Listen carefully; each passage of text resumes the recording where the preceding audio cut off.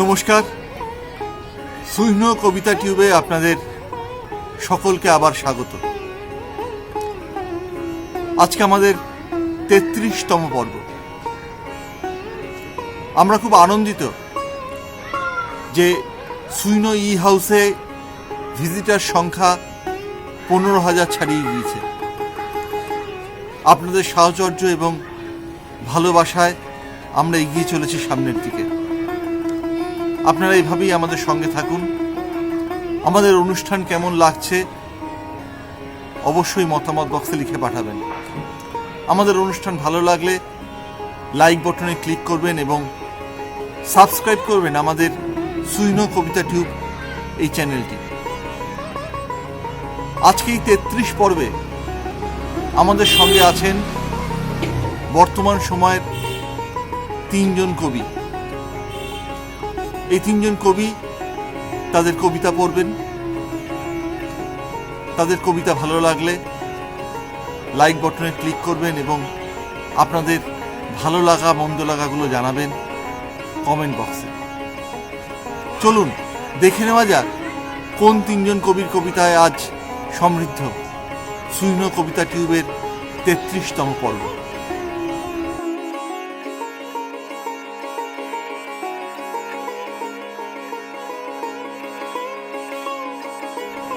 মনের নানান অনুভূতিকে শব্দ দিয়ে সাজানো তার নেশা মনে করেন কবি মেঘলা সেন। শ্রীরামপুর নিবাসী এই কবির কবিতা দিয়েই সুইহ্ন কবিতা টিউবের ৩৩তম পর্বের সূচনা করব আমরা। কবি মেঘলা সেনের কবিতা প্রকাশিত হয় বর্তমান সময়ের অতি উল্লেখযোগ্য সাহিত্য পত্রিকাগুলিতে। চলুন শুনে নি কবি মেঘলা সেনের কবিতা। কবি মেঘলা সেন।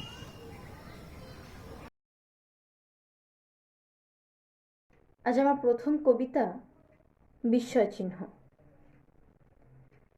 জলবায়ুর মতো পাল্টে যায় শান্ত হাতের রেখা, অথচ নদীও কেমন শাসন জারি রাখে শুকনো পলির অবাধ্যতায়। ক্রমাগত জ্বর পুষে রাখা ইখতিয়ার উষ্ণ পারদে পড়ে নাম গন্ধের পাশে। এখানে শীতের আয়ু ছুঁতে এলে কোনোদিন জাগৃহী ছায়ার গল্পে শুনতে পাবে তুমি। প্রতিদিন রোদ্দুর ভাঙা হলে কতখানি সন্ধে গড়ে রাখি চৌকাঠে।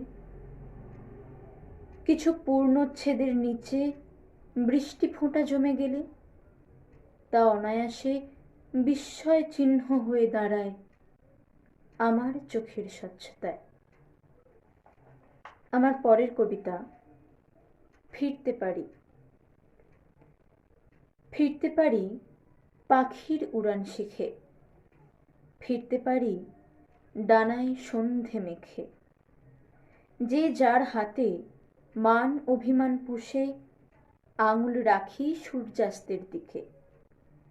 ফিরতে পারি তোমার মুখের থেকে যেমন করে রোজ সরে যায় রোদ, বুকের নিচে ঠান্ডা সময় মেপে ব্যস্ত স্রোতে মেশাই অলীক শোধ। ফিরতে পারি পরিচিত ভুল রঙে উজাড় করে আদ্যপান্ত লিখে। বালির মতো ঘর থেকে এক ডাকে উড়তে পারি শহর যখন ফিকে। আমার পরের কবিতা ভ্রমণ নিরন্তর। পথের শেষে দাঁড়িয়ে যে রোদ, পায়ের নিচে ছায়াদের ঢেউ, কাঠের মতো পুড়ছে নিজেও, আঁচটুকুতে হাঁটছে কি কেউ। বালির গায়ে প্রমাণ যেমন জলের বুকে সাজিয়েছে জল, উজাড় করে মাপছে বাতাস ঝড়ের মতোই ভুল ফলাফল। দিন ফুরলে মাল্লার দাঁড়ে বিরাম তুলে রাখবো না আর, বৃষ্টি এলে মেঘের গন্ধে সাজিয়ে নেব বাষ্প পাহাড়। বৃষ্টি এলে মেঘের গন্ধে সাজিয়ে নেব বাষ্প পাহাড়। নমস্কার। এবার কবিতা পড়বেন কবি মৌসুমী মণ্ডল। বর্ধমান জেলায় তার জন্ম হলেও বর্তমানে তিনি হুগলি নিবাসী, পেশায় শিক্ষিকা। এই কবির কবিতা প্রকাশিত হয় বর্তমান সময়ের বিভিন্ন পত্রপত্রিকাতে। চলুন এখন শুনে নিই কবি মৌসুমী মণ্ডলের কবিতা। কবি মৌসুমী মণ্ডল।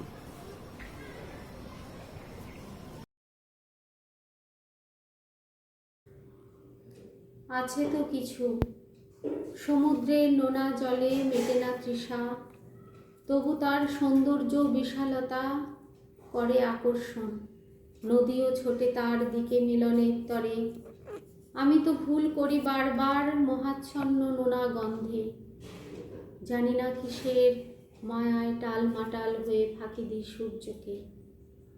মিথ্যে জালে মনের সুতোরা ছটপট করে যায় তারা সকাল থেকে সন্ধ্যে। আছে তো সারা পৃথিবী আমাদের কাছে, ওই নীল আকাশও যে কথা কয় সুযোগ পেলে। তবু আছড়ে পড়া স্বপ্নগুলো এক মুহূর্তেও ছেড়ে যায় না পৃথিবীকে, কামড়ে থাকে মাটির গভীরে। কত আবছা আলো, কত বেসুরো গান, কত ভোলাতে প্রেম, কত অভিনয়ের সম্পর্ক।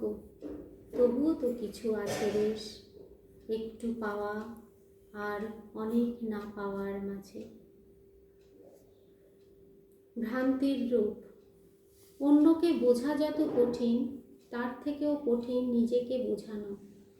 তুমি তো বিন্দুর মাঝে দাঁড়িয়ে দুলছ আর ভাবছ ভূমিকম্প হচ্ছে। ওপারে যে জন আছে প্রতীক্ষায়, সে হয়তো জানে রহস্যের দ্বারটি কোথায়। নেই ছায়া, নেই বাতাস, নেই নেয়ের থেকে মুক্তি। শুধু ভ্রান্তির বাঁশি কেঁদে কেঁদে ওঠে হালকা আমেজ সুরে। আমরা ভাবি, আহা, এই না হলে জীবন। বাঁচতে পারি। অসংখ্য নুড়ি পাথরে ভরা যে অমসৃণ পথ দিয়ে আমার পথ চলা হয়েছিল শুরু, সেখানে কেউ ফুলের বাগিচা পেতে দেবে সেই আশা রাখেনি। চলতে চলতে পথ একটু একটু করে তার রুক্ষতা হারালো, খুঁজে পেলাম পেলবতা। সীমাহীন শূন্যতার মাঝে জীবন চলে নিরুদ্দেশের পথে। কত সঞ্চয় করে আমরা আমাদের থলি পূর্ণ করে চলেছি, অথচ কণা মাত্র নেবার অধিকার নেই। তবে রেখে যাবার অসীমতাই আমাদের মুক্তির পথ দেখায়। আমরা ইচ্ছে করলে বাঁচতে পারি অনন্ত যুগ ধরে সবার মাঝে। উড়বে পাখি। উৎসবের স্তব্ধতায় মন কেঁদে ওঠে বারবার।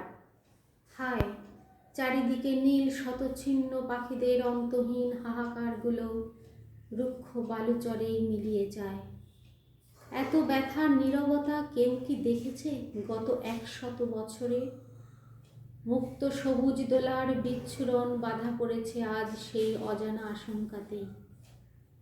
শিশিরের ফোঁটায় বিষের ঝাঁঝে ভিতর বাইরে জ্বলছে এখনো মুহুর্মুহু। তবু আশার ঘরে উকি দিয়ে আধার ঠেলে পথের সীমানায় ঠিক জ্বালাতে পারবো জয়ের দিক। রক্তাভ সন্ধ্যার তারারা আবার চিন্তাহীন আকাশে আলো ছড়াবে প্রাণ ভরে। ভবিষ্যৎ মেলবে পাখা সব শিশুদের অন্তরে। বিষাদ হলো, মুছে যাক এবার বিষাদ চিহ্ন, নিভে যাক সব দুঃখের বাতি। পৃথিবী এবার পলক ফেলুক, জ্বালুক প্রেমের বাতি। দুঃখ যদি গাঁথে আমাদের একই সুতোর মালা, প্রেমের রশি তো আরো শক্ত, ধোয়াবে সকল জ্বালা। গেছেন যারা সুরের দেশে, মাতুন তারা রঙিন রঙ্গে। আছেন যারা আমাদের মাঝে, বাঁচুক তারা নতুন ছন্দে। অনেক ব্যথা আসবে যাবে জীবন চলতে চলতে, কষ্টের আগুনে না পুড়ে এবার ধরাও প্রেমের সলতে।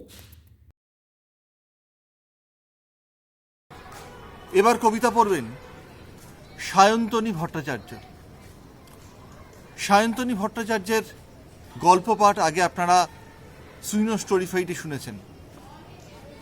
সায়ন্তনী বর্তমান সময়ের অতি উল্লেখযোগ্য এবং জনপ্রিয় কবি। শুধু কবি নয়, কবিতার বাইরেও তার সৃজনশীলতা আমাদের মুগ্ধ করে। তিনি একজন জনপ্রিয় কথাকারও বটে। তার গল্প, তার উপন্যাস প্রকাশিত হয় বর্তমান সময়ের বিভিন্ন দৈনিক এবং উল্লেখযোগ্য পত্রপত্রিকাতে। কবিতা গল্প লেখার পাশাপাশি বাংলা সিরিয়ালের চিত্রনাট্যকারের গুরুত্বপূর্ণ দায়িত্ব পালন করেন তিনি। আগে আমরা তার গল্প পাঠ শুনেছি, আজকে আমরা তার কবিতা পাঠ শুনব। কবিতা পড়বেন সায়ন্তনী ভট্টাচার্য।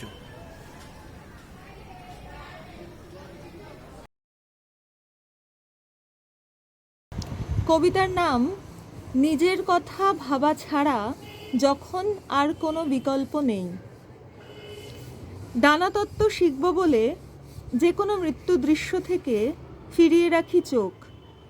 আমাদের শহরেরা কথাবার্তা বলে, খেলুড়ে চোয়াল থেকে ট্রাম রাস্তা ধরে পথে ঘাটে বিপদের আলোচনা হয়। অবাধ্য পোস্ট থেকে ইলেকট্রিসিটি ঝুলে থাকে। শহরের নদীরা সাঁতার সম্ভাবনা অগ্রাহ্য করে, অন্ধকারের দাম বেড়ে যায়। ফাগুনের সন্তানেরা শহরে জাগে না। বিদঘুটে দিন, কাক রঙের রাত, নিজেকে অন্ধ করে চারদিকে দেয়াল তুলে দিই।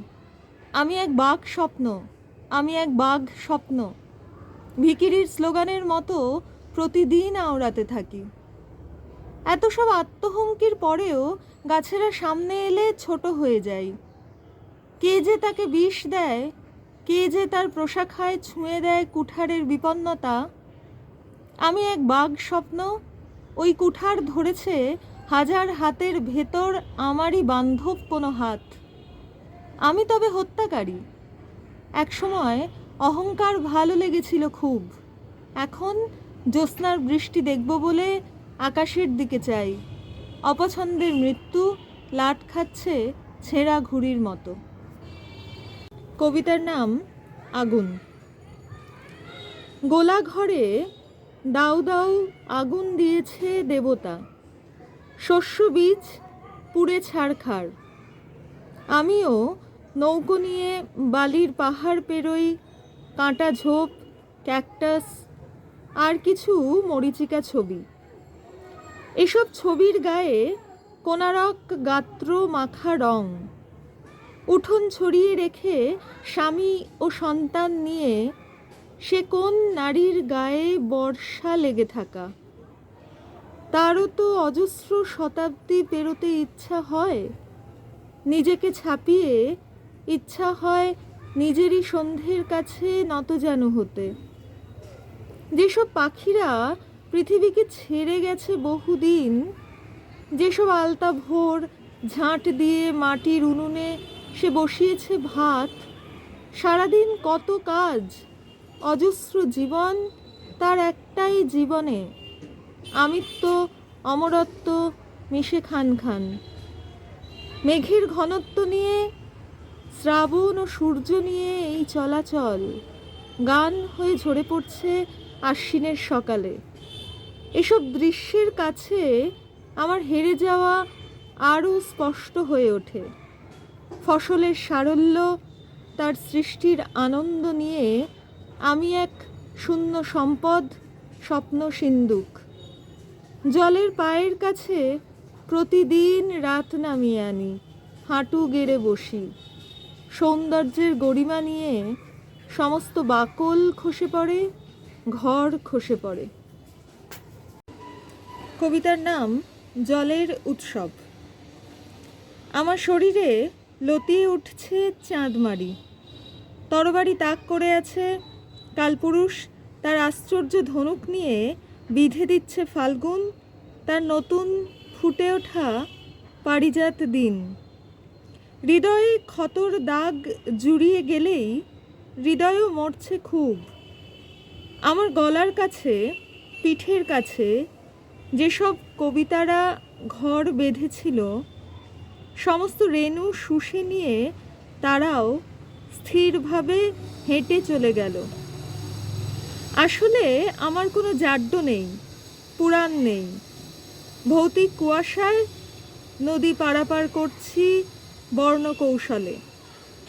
অক্ষরের মায়ায় তাদের ধরে রাখতে চাইছি নৈকট্য বোধে। চাঁদের আলোর কাছে এই যে আমার ভ্রমর উত্থান, আদিম ঢালের থেকে গড়িয়ে পড়া নুড়ি নিয়ে এই যে আমি আদম আপেল খেলি, এ সমস্ত বাচালতাও এক মুহূর্তে নিভে যায়। হারিয়ে ফেলার ভয়ে যাদের আটকে রাখি কাচের বয়মে, মৌসুমি বায়ুর দেশে তারাও উদ্বায়ী। বাষ্পের সৌন্দর্য দিয়ে তাই ঘরদোর ভরে রাখি। ভিজে উঠোন, স্যাঁতসেঁতে কুলুঙ্গি, আর আস্তিনে কাঁদে পায়রার বুক। ব্রহ্মাণ্ডে জলের উৎসব নেমেছে আজ। এ সময় মাছের শরীর পেলে বেশ হয়, আর কিছু হাঁসের পালক। কবিতার নাম পুনর্জন্ম। দরজা খুলে রাখলেই অসমাপিকা ক্রিয়া এসে ঢোকে। চোখ জুড়ে আছে তার অন্ধতা। কোথায় যাচ্ছে না যাচ্ছে কিছুই টের পায় না। যেখানেই শটান দেবদারু, সেখানেই পিঠ খুলে অপেক্ষা করে। কালো বিড়ালকে তার শালিক মনে হয়। কান্নার কাহিনী লেখে সে ছদ্মনামে। পৃথিবীটা তার ঘন বিকেলের ভালোবাসার মতো। দুঃখরা হেঁচে চলে, আগন্তুক। আমরা শুধু কবিতার শেষ অক্ষরের পাশে জ্যোতিচিহ্ন খুঁজতে থাকি। বিশ্রী এক ঘোর। সজারুরা কাঁটার আড়ালে রাখে নিরীহ মাংসের স্বাদ। পৃথিবী বড্ড ভাঙে। মেঘেদের আস্থা বলে এ সময় বাসা বাঁধলে মন্দ হতো না। বৃষ্টির রূপান্তর থেকে পুনরায় তারা জন্ম পেতাম। বাষ্পের সন্তানেরা নদী আর সমুদ্রে গভীর ফেনার মতো জাপটে থাকতো। মহাকাল আমার মাছের নৌকোর কাছে ছটফটে শ্বাস নিত, আর আঙুল থেকে খসে পড়তো ফাঁদ। অচেনা ফাটলের কাছে অবান্তর এসব স্বপ্নের কথা বলি। বিশ্বযুদ্ধ, শান্তি চুক্তি পাশাপাশি রাখি। একদিন আমি ফিরে আসবই কাফেরের কাছে। কবিতার নাম রোদ্দুরে গলে যাওয়া পিচ রাস্তায় আটকে আছে পা। অতীতেরা বড় বেশি হেলান প্রিয়। ঘুমের ট্যাবলেটও তাদের নড়াতে পারছে না। পা দৌড়তে চাইছে, মাথা ব্যস্ত থাকছে। আহা, ওইসব পোকামাকড়ের দেশে প্রাগৈতিহাসিক কোনো এক সোনার সময়ে কি কি দেয়া থোয়া হয়েছিল তার হিসাব নিয়ে। আহা, সোনার সময়! তাকে আমি বিছানায় বসিয়েছিলাম যত্ন করে। ঢিমে তালের দু একটা চুমু, বসন্তের নীল পেড়ে আঁচল। অসহায়তা শটান হিমেল হাওয়ার গন্ধ পেয়েছিল, আর আমি পেয়েছিলাম কুয়াশার খানদানে উৎসবের মেধাবী বরাত। এখন পায়রা বিক্রি হচ্ছে, ময়না, নীলকণ্ঠ, ইঁদুরেরা বিক্রি হচ্ছে।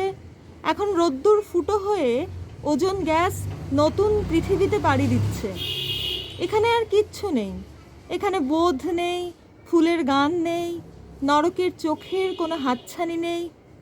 এখানে আমি আটকে আছি কাঁধের জন্য, শিরদাঁড়ার জন্য, তর্জনীর জন্য। যে পৃথিবীতে নতুন করে জল জমেছে, আমি সেখানে মাটি হতে চাই। আমারই ডানার কাছে চুপচাপ বসে থাকা পাখি হতে চাই। পাণ্ডুলিপি মরে গেলেই ছুটি হবে। বিকেলবেলা স্মৃতি নিয়ে সেখানে দৌড়ে যাব। শেকল আর ঝড় তুফানের দিন, আগুন আর নিরাশ্রয়ের দিন, ভাজা বাদাম আর আলকাত্রার দিন।